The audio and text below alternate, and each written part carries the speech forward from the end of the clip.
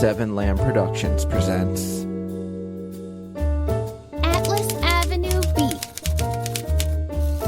Case 1. The Silver Casket.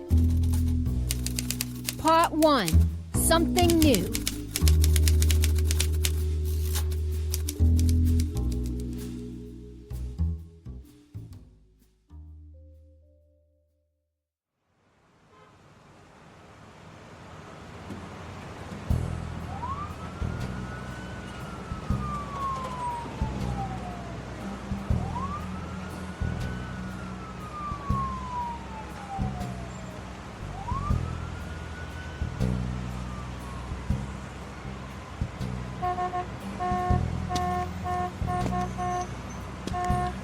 City music. Taxi cabs, what sound they make. One may complain about the noise, but one may not fully understand city life. Not a city like Kenneth Heights. Old fogies drive up here every summer to take in the cool night air and the luxury of Atlas Avenue. A Broadway away from Broadway. Too bad old fogies just take up space, and they can't drive worth a damn. Get out of the way, old man. I lost my glasses. Where am I? There's one now, trying to make a U-turn at a four-way stop. The city should outlaw them. Old fogies, not four-way stops. Move them to Florida, get them out of our hair. Although if they left, who would the robbers rob? The older for the young. If they took off, I may have to watch my back more often. I guess I should introduce myself. The name's Locke, James Locke. But some call me Jim. Others call me Jimmy. A few call me Jimmy Jong, but I hate that name. So don't call me Jimmy Jong. Seriously. It's dumb and makes no sense. I'm Scottish-Irish. I grew up in the 80s off the coast of Lake Whatchupto in Southern California. A lot of people ask me why I moved from a nice area like SoCal to an Illinois city that sees sunshine twice a year. I followed a dame. First to the country, then to the city. It didn't take long for all that to go fuck up. But by that time I was already in law enforcement. That's right, I was a cop. A flatfoot, boy in blue, Johnny Law. I thought it was my calling until the incident, but we won't delve into that just yet. Anyway, the dame and I split, and for some reason I never went back to Cali. I made a life for myself here. After the incident, my departure from the KHPD, my split with the girl, my deep depression, my self-loathing, and a few sessions with a shrink, I took up something new. I decided to be a PI. Being your own boss is the best thing in the world. If I had to rate it on a scale from 1 to 10, it'd be a straight 10. Watching the sunset with an old-fashioned in my hand is a 9. Jessica Alba is an 8. Oreo cookies a 6. But the point is, I wouldn't do anything else. I was born to be a PI. That's who I am. It would be nice if something exciting happened for a change, though. I've had my fill of cheating husbands and missing children. I want something new. I want to make a difference in this city.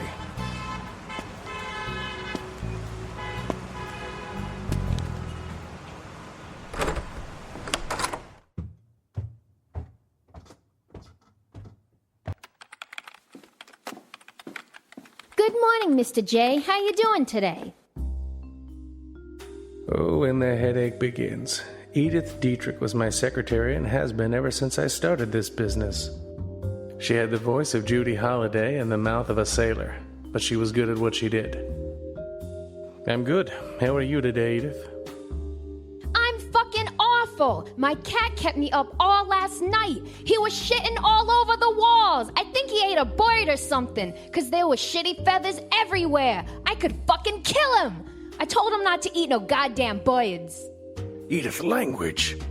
Mrs. Banks is supposed to arrive any minute. She's already here. She's in your office. In my office? Don't worry, I told her not to touch nothing. Told her if she messes with anything in here, I'd cut her fucking head off. Edith, you've got to stop telling people you're going to cut their heads off. But I don't like her, Mr. J. I know that.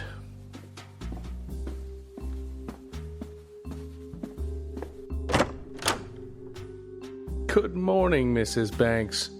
I don't fucking like you! Did she just say she doesn't like me? Yeah, she doesn't like many people, especially women. She have a little crush? No, she just protects me. Oh. Anyway, Mrs. Banks, I have your folder right here.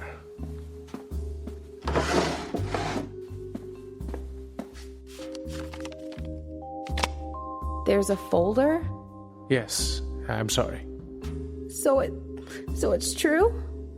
My husband? He's a... Two-timing bastard, yes, I'm sorry. I'm sorry, I wouldn't look at the pictures if I were you. You're only going to see two things: 9-inch stiletto heels and a banquet of unrequited love. I don't understand.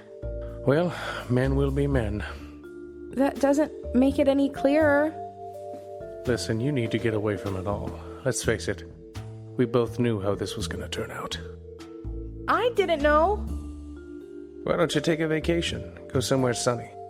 Someplace where the air is thick with dew and laughter. Go to Florida. Hit up the Magic Kingdom, buy some cotton candy, and ride Space Mountain. Actually, you've already been on quite a roller coaster. Roller coaster of emotions. Maybe you should skip Space Mountain. Try Splash Mountain. You get wet, and if you take a funny picture, you can wind up on a pointless BuzzFeed article. You think that will help? It's better than staying here. Locke? Mr. James Locke? And who are you? I tried to stop him, Mr. J. He's quicker than my fucking cat. I need to talk to you. It's urgent. Urgent, you say? When I heard him say this, my body tingled. I was looking for excitement, and this may be what I needed. Okay, one moment, Mr... Name's O'Reilly. Terence O'Reilly. O'Reilly? I rushed Mrs. Banks and Edith out of my office, closed the blinds, and turned on the ceiling fan. The shadows of the blades glided over me in a slow, rhythmic motion. I swear this guy better have something good. All right, Mr. O'Reilly, what do you got for me? I got trouble. Trouble? Big trouble. Where? Right here. I was hoping you were going to say Little China. I've never been to China. It was a joke. About what? It's a movie reference. Explain it to me later. Sure, keep going. How big is this trouble? The biggest you've ever seen? I don't know, I've seen pretty big trouble. In Little China? I see what you did there. Did that work? Not really, but I'll explain it to you later. Please do. What kind of trouble are we talking about here? Theft? Ha! This isn't about theft. Murder?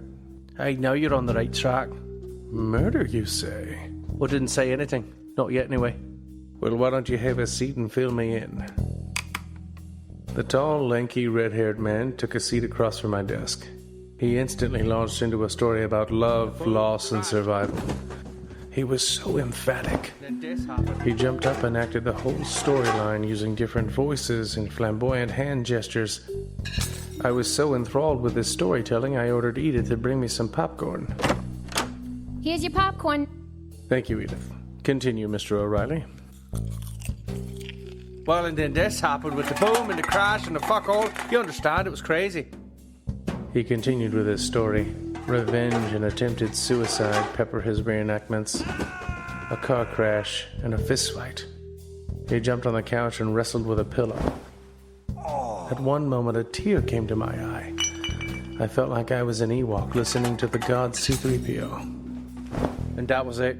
The end. Wait a minute, wait. That was quite a story, but where's the murder? Where does that come into play? Everything I told you just now led up to the murder, which happened last Tuesday.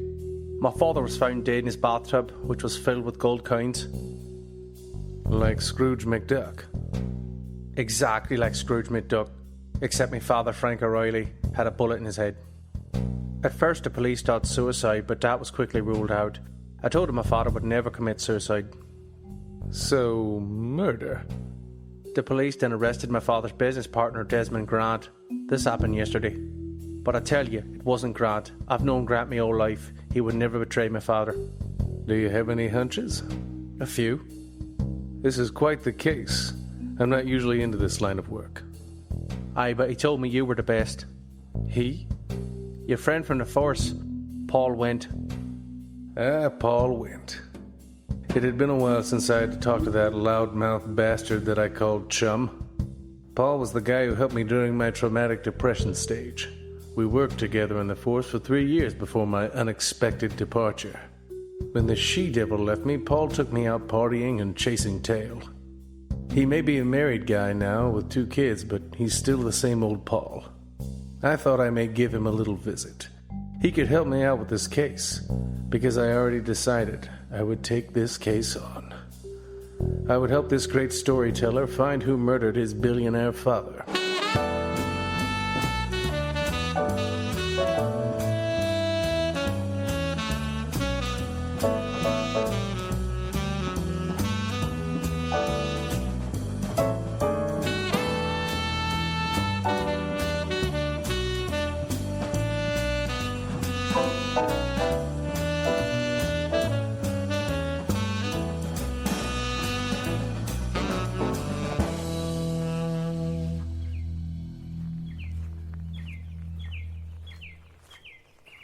I arrived at Paul's house around 1:30 in the afternoon. Dark gray clouds hung in the sky like a wet terry cloth to a man's genitals. The air was thick with the scent of oak and red Play-Doh. I reached the house just as Paul was walking out. He wore a charcoal suit and a navy blue necktie. He instantly spotted me from his stoop. Jim? Jimmy Jones? Is that you? Oh, my God. Hey, Paul! How you doing, man? You coming to visit me now? Paul, I need to talk to you about a case. Yeah. I know what this is about. How'd you know I'd be home? It's Friday. I called the office. Ha! Calling the office. Same old Jimmy Jones. Okay. You know what that means, don't you? I don't have to, do I? Come on. Ask me what it means. What does it mean? It means I have a fucking 3-day weekend. Man, I get 3-day weekends all the time. You never get 3-day weekends, right? Right? When do you get 3-day weekends? I usually work throughout the week. That's right, you do. You never get 3-day weekends. Remember that time you were in the force and you and I wanted a 3-day weekend, but you didn't get it and I did? That was fun. Listen, I really need to talk about the case, Paul. Now? Is now a bad time? Well, the whole family is going to Donegan's for lunch. You're welcome to join. No, I won't intrude. Nah, it's no problem. Let me just tell the wife. She's getting the kids. Lorraine! Lorraine! Yes, honey. Jimmy Jones coming to eat with us. Who? Jimmy Jones. You know, Jimmy Jones. I don't know what you're saying. Just say Jim. Jimmy. Jim Locke. Yeah, I know. Jimmy Jones Locke. I never did understand why Paul called me Jimmy Jong. It came out of nowhere and it stuck. Even for all his annoyances, though, he was a friend. And a friend who still worked for the Kenneth Heights Police Department. Good old KHPD. Paul was a big, hairy man, but not the normal type. He wasn't rotund, he was amorphous. Layers of fat seemed to ooze out of every different area of his body. Lorraine, on the other hand, was a very pretty, petite young lady. She was so small she could fit in one of his pockets. I know that may seem like a saying, but it's quite true. Paul was big and had large pants pockets. He could carry Lorraine in one and the kids in the other. I've seen it happen. The kids were both twins. One boy and one girl. The drive to Donegan's allowed me to witness what people refer to as the terrible twos. God, these kids were horrible. The whole ride they were giving me gut shots in the back seat. I knew I should have called for a window seat.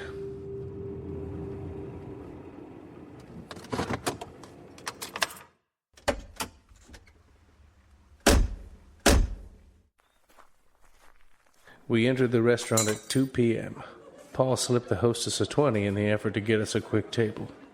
He didn't need to do it. There were plenty of open tables, but I think he did it so he could have physical contact with the hostess, who was a young 20-something brunette with a thin frame and large breasts. Paul was a sucker for women. Actually, some considered him a tad sexist. And I was using the word tad loosely. So loosely, in fact, that I should have actually used the word immensely. Paul is immensely sexist. Here's your table. Someone will be over to take your drink orders in a moment. Oh my God. Did you see the rack on that one? Paul, your wife. Oh, she doesn't care. I do sometimes, but I try not to let it bother me. Boys will be boys. Lorraine, were you saying something? Because I wasn't listening to a goddamn thing. Hi, my name's Rebecca. What can I get you guys to drink? Yeah, I'll have the vodka tonic. Jimmy Jong here will have the same, and water for the rest. Okay. Jesus, check out her ass. That thing is plump. What do they feed the girls here? Honey, we have to come here more often. Oh, you with your eye candy. You know, Jim, we celebrated our anniversary at Hooters last week. Hell yeah, we did. How long has it been? Who knows? 3 years. Ready to order? Not yet. We need another minute. All right. To look at your ass. Damn, that thing is perfect. I want her on me. I would wear her ass as a hat. Seriously, Jimmy Jong, I would wear her ass as a hat. That's a very weird thing to say, Paul. And I wouldn't say that about just anybody. I wouldn't wear Lorraine's ass as a hat. No, he wouldn't. And you want me to. It would be nice. Okay. Jimmy Jong, that waitress could fart on my head and I wouldn't care. I would literally not give one hell of a care. It's true. I would not let Lorraine fart on my head. Nope. And she's tried. Twice. I told her to get the hell out of here with that shit. And I haven't tried since. Okay. Y'all ready to order? Yes, please. After the asshat conversation, we all ordered. The food was delivered quickly, and when Paul took the last bite of his chicken sandwich, I knew it was time to bring up the case.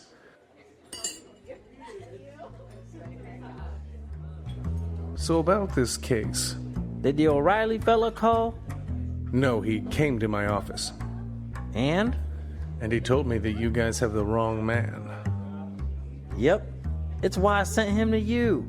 It's out of my control, but that Grant fella is behind bars. How's it look with evidence? Looks good enough to keep him behind bars. Do you think the guy's honest? O'Reilly? It's a hard call. Did he tell you everything? Yeah, and in a very dramatic way. He jump on your chair? Several times. The man knows how to tell a story. Honey, is this the man I saw on TV? Get out of our conversation, woman. There's one thing, Jimmy Jones. Be careful. Everything may not appear to be on the level. Like the entire O'Reilly family? he wants to find the culprit behind his father's death. Possibly. But the fact that Grant is behind bars also spells bad business. How so? Everything okay? We're good. Damn, I'll never get tired of watching her walk off. I want to call her back over here just so I can send her away again. I want to bounce coins off that tush, like ping. Oh, honey. You were saying? Just be careful. The family consists of a bunch of billionaires and their billion-dollar companies in the process of a merger. With Daddy O'Reilly dead, it falls on Sonny and this Grant fella. Grant being in jail can spell trouble for business. This is definitely more than meets the eye. No, there's no truck robots. Huh? Listen, I'll pull some strings and get you some information about the case, and I'll fax it over first thing after my 3-day weekend. I don't have a fax machine. You really should get more acquainted with technology, Jimmy Jones. But I'll just hand deliver the information like some squeaky clean 50s paper boy. Will that work? That's perfect. Honey, you may want to talk to your son. He won't eat his carrots. Ronald, you need to eat your carrots, okay? But Daddy, I don't like eating carrots. They taste bad and make my tummy hurt. What the... Why does your son have an English accent? We don't know.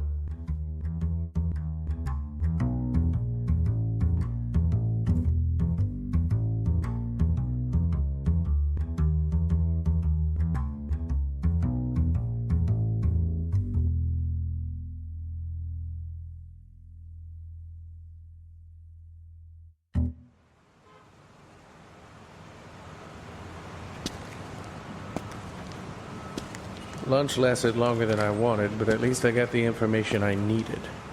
But I also needed some time to think before I returned to the office. So I did some laps around the building, and my third time around I figured out what I would do next.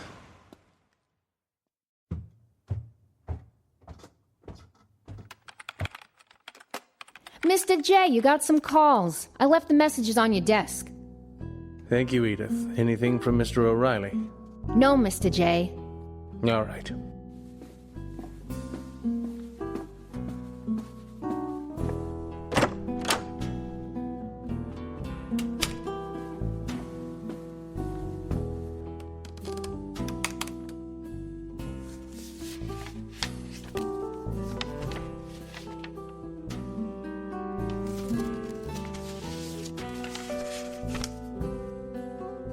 It was 4:30. Time to go home.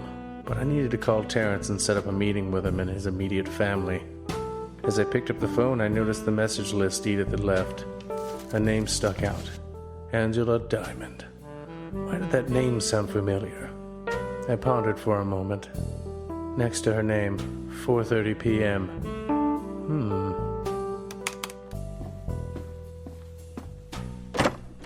Edith? I told her not to fucking show up. That you like to leave precisely at 5. At the top of the staircase stood a tall blonde woman in a silk gown and high heels.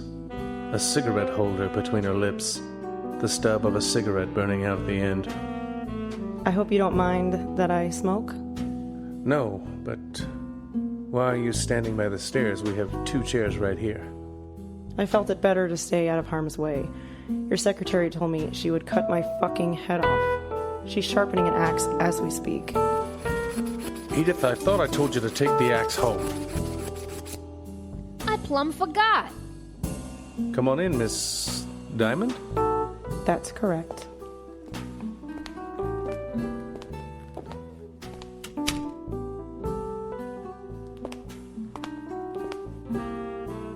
Nice pictures. Where were these taken? Costa Rica. I used to go down there with my dad. That's his boat. Do you fish? Only when I catch something. What do you call it when you don't catch something? Sitting on a boat, bored. I see. I must inform you that I have recently taken a case that will take up most of my time for the coming weeks. So you don't want to hear my story? I'm pretty sure I already know it. Care to enlighten me? I can tell by what you're wearing that you're not from around here. Not initially. Recently moved, perhaps? The dress tells me that you have money, or maybe it's your husband's. I noticed the ring. The lipstick on your cigarette holder is in different shades, which means not only have you not cleaned it recently, you have most likely been using it non-stop. Your voice is not raspy, though, which tells me you're not a chain smoker. So something is worrying you. Your husband, perhaps? Let me guess. You believe he may be cheating. You come to me while he's working. The whole thing continues to upset you, hence the smudged mascara under your eyes. Slight, but still noticeable. Also, your favorite color is blue. Oh, you're very astute. I'm a what? So you can't help me. I'm sorry. It would be a disservice to both of us. I can refer you to another... No, I wanted you. But I understand. You are a busy man. And with that, I shall depart. Good afternoon, James.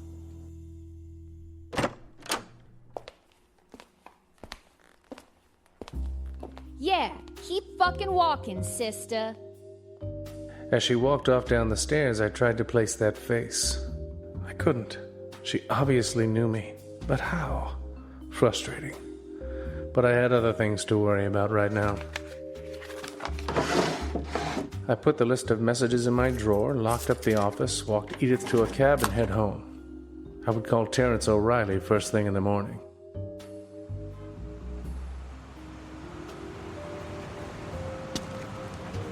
I pondered the day's events. I wanted a change. I wanted excitement. Hopefully I would get it with this case. Some have told me to find excitement elsewhere. I guess I could move. Costa Rica's always an option.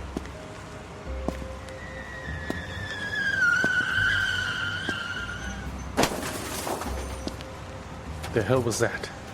I turned around to see an old fogey trying to make a 3-point turn in the middle of the street.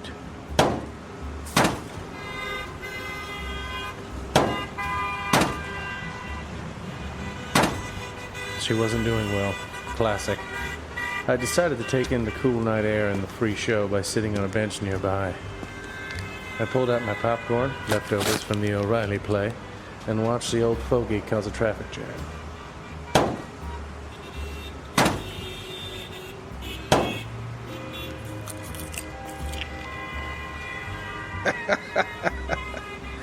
You dumb bitch.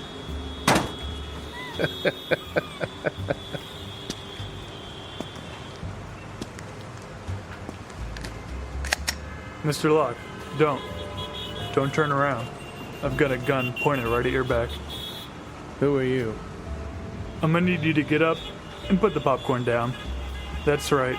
Don't try any funny business with that popcorn. Just set it down. Good. Now turn to your left and head for that red building. Slowly. What's in the red building? Oh, you'll see soon enough.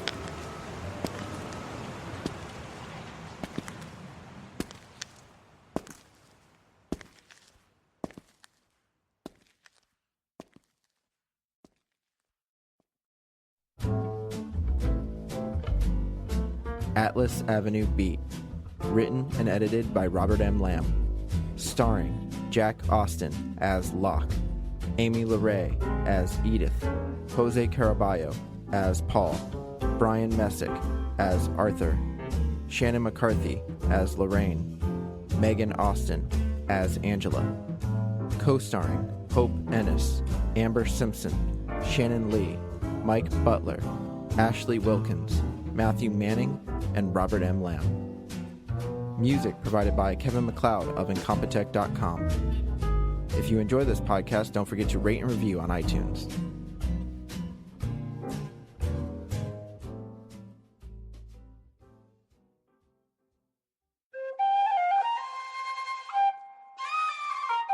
This has been a 7 Lamb production.